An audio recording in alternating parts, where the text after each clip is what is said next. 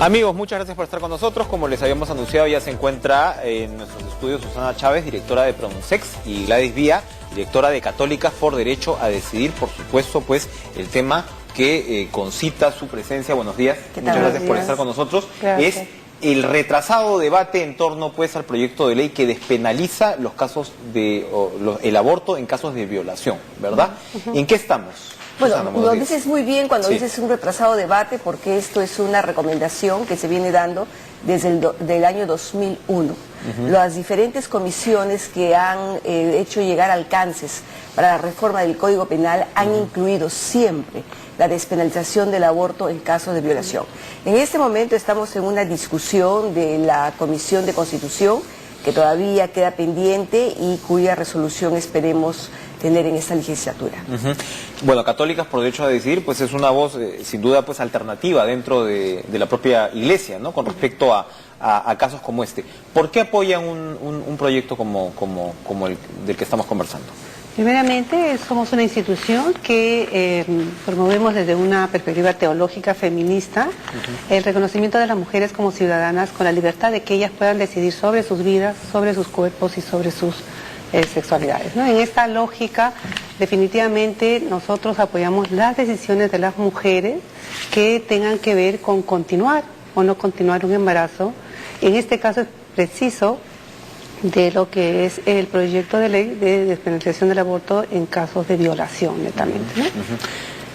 Definitivamente nosotros creemos que dentro de los católicos, de las católicas hay voces diferentes, plurales, que en una de estas cuestionamos algunos dogmas que no son para todos definitivamente totales, ¿no? Precisamente, Susana, las posturas conservadoras, digamos, lo que sostienen es que medidas como las de este tipo lo que hacen es en realidad abrir puertas a generalizar el aborto. Ocurrió mucho con el debate sobre el protocolo, ¿no?, del aborto terapéutico que tantas décadas, ¿no?, tomó, y ahora me parece que se repite aquí.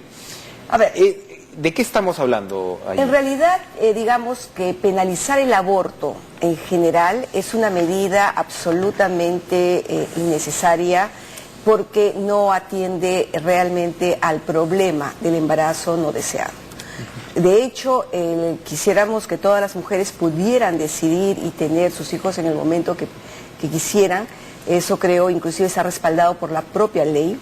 Pero atender el embarazo no deseado y el aborto como un asunto penal y no como un asunto de salud pública, de educación, creo que ese es un error que todavía muchos estados tienen.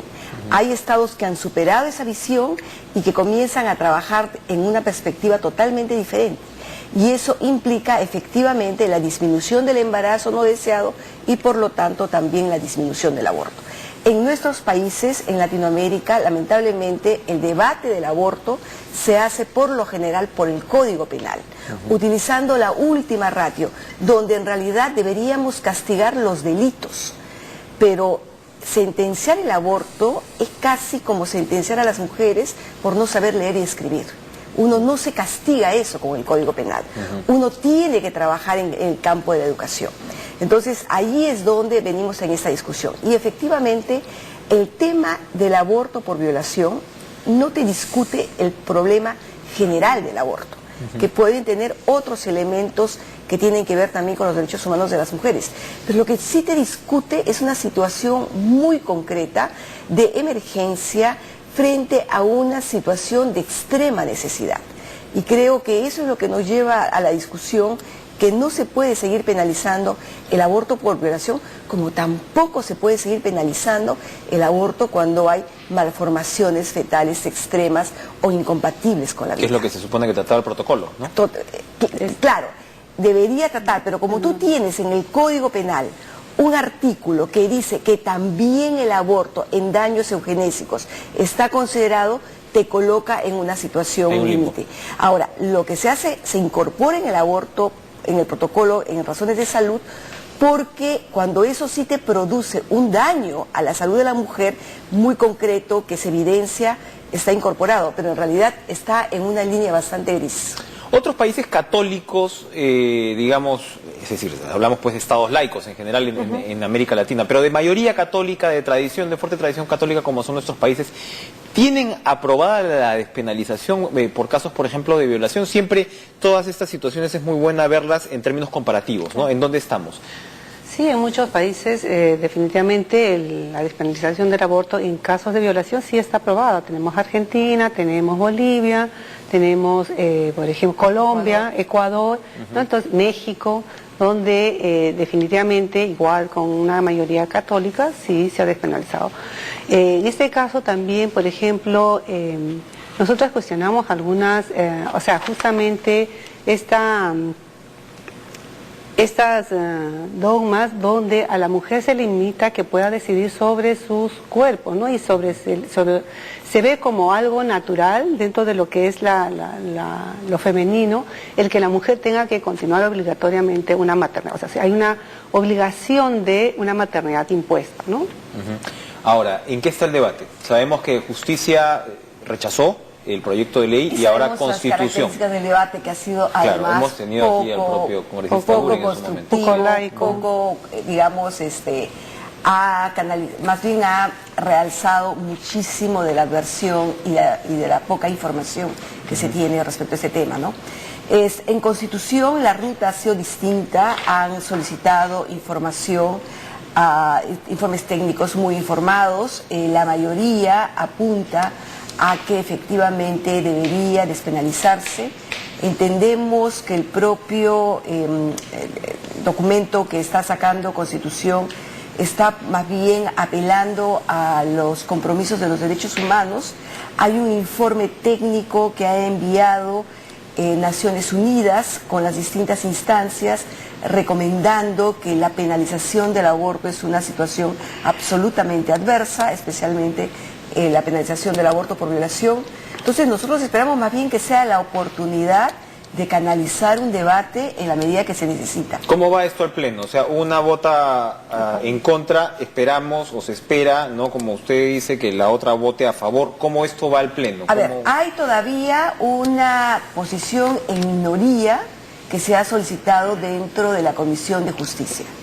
Entonces, eso imagino que debería sumar si es que habría una posición favorable en la Comisión de Constitución. Nosotros esperamos que el país tenga la oportunidad de debatir el tema.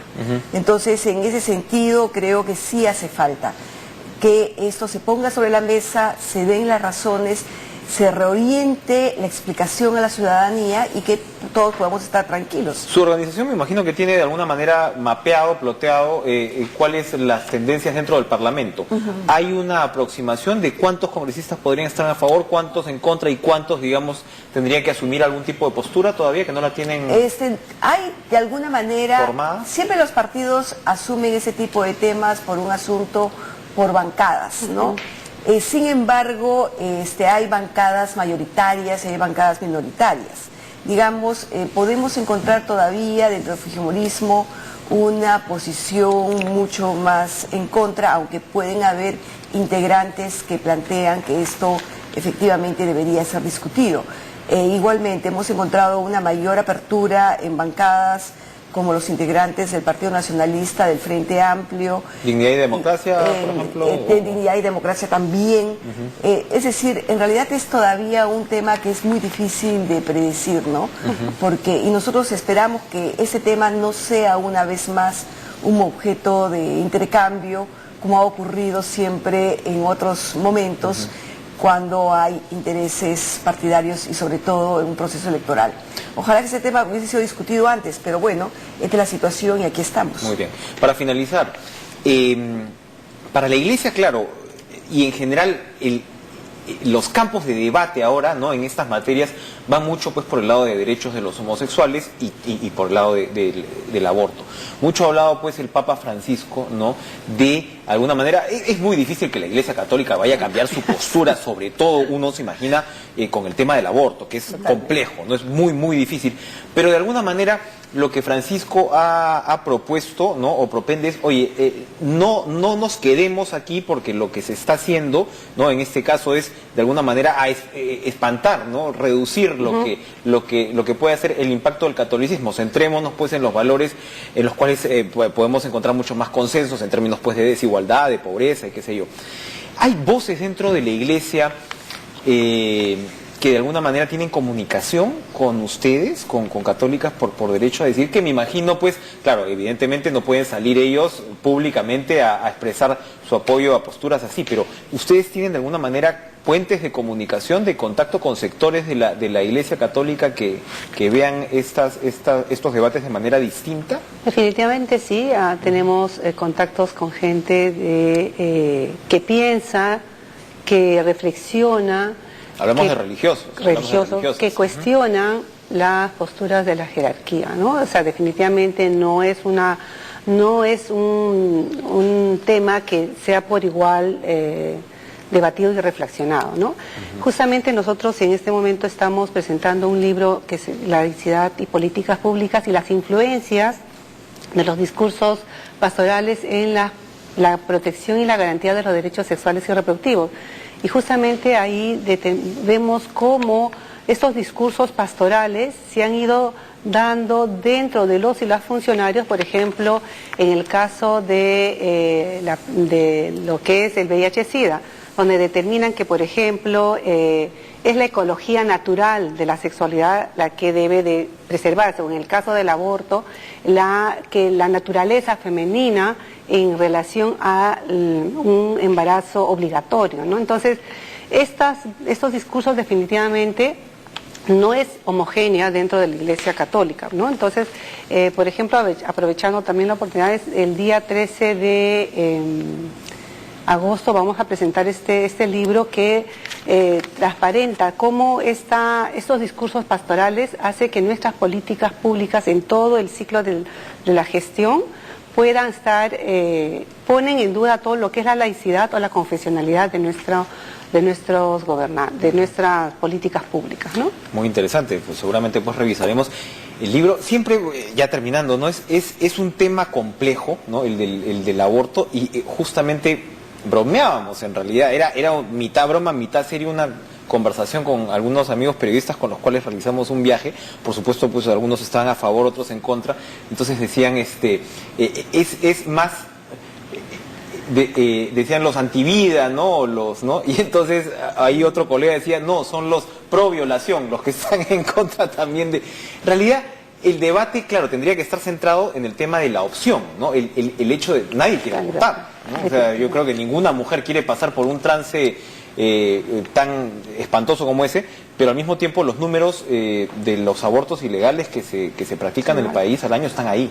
Sí, además creo que es bien importante comenzar también a desestigmatizar el término de aborto, sí, porque ese creo que es un tema muy importante en el sentido que también se coloca como una cuestión sumamente oscura, difícil.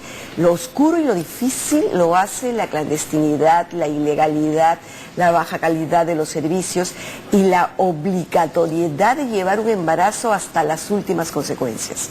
Entonces, eso sí te genera una situación sumamente complicada. ¿El proyecto de ley hasta qué momento permitiría el proyecto de ley lo que te plantea no incluye el tema de edad gestacional, porque eso finalmente es un tema que se regula. Se regula porque, por ejemplo, el protocolo de aborto terapéutico, el proyecto no señala el tema de edad. ¿Cuáles son los estándares internacionales, por ejemplo, en el caso de aborto por violación? ¿En qué momento es que...? ¿Cuáles son los límites? Por ejemplo, hay estándares que no todos se plantean un tema de límite de edad. Por ejemplo, pero nosotros encontramos que la experiencia que se ha dado en otros países y este tipo de aborto atiende principalmente a adolescentes menores de 15 años. Claro, pero en términos de gestación no hay un estándar. No hay un estándar, o sea, hay países que... Si es que se comprueba la violación, debería ser pues lo más rápido posible, no habría que esperar a un estado avanzado de gestación, por ejemplo, que es otra de las partes complejas del debate. Y totalmente de acuerdo. Por ejemplo, México, el DF, tiene despenalizado todas las causales de aborto y es aborto a elección antes de las 12 semanas. Y en la única causal de aborto después de las 12 semanas es por violación, porque justamente se comprende que las niñas te puedes percatar de un embarazo cuando esté en el segundo trimestre. Muy bien, bueno, un tema de debate, Totalmente. posiciones planteadas. Muchas gracias por estar con nosotros esta mañana. 7:37 de la mañana, gracias otra vez. Nos vamos a ir a una pausa de inmediato, ya volvemos.